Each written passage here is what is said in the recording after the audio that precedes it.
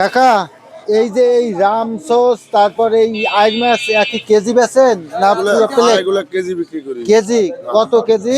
ওই সব কটা যদি নেয় কেউ তো 750 টাকা কেজি রাখা যাবে। মানে কেজি 750, আর পুরো প্লেট নিলে কত?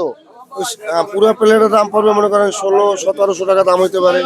না আমি যদি এসকা নিই, এসকা কত রাখবেন? 1700 টাকা দাম হইতে পারে। 1700 আছে কতটুক মাল? এখানে সম্ভবত 2-2.5 কেজি আছে। 2-2.5 কেজি একই এই জায়গার আমাকে এই সুগন্ধা নদীর সুগন্ধা নদীর, হ্যাঁ সুগন্ধা নদীর একদম তাজা মাছ। সুগন্ধা নদীর। হ্যাঁ। আর এই এই যে ছোট ইলিশ কড়া, এই কড়া কি আমাকে? এইটা আমরা ক্রয় করছি 650, বিক্রি করি 700 টাকা। এটা কোন জায়গার মাছ কড়া, কোন জায়গার? এটা হলো আপনার বরিশালের। বরিশালটা আইছে? হ্যাঁ, এটা কি প্যাকেট বরফ না, দেওয়া? না, না, প্যাকেট না, এটা একদম লোকাল মাছই, কিন্তু বরফ দিয়ে আইছে। বরফ দিয়ে আইছে। আর এইটা আর এইটা এইটা দেখেন না, হ্যাঁ, এইটা আমাদের এই সুগন্ধা নদীর একদম তাজা মাছ। এক কয় কেজি হইবে?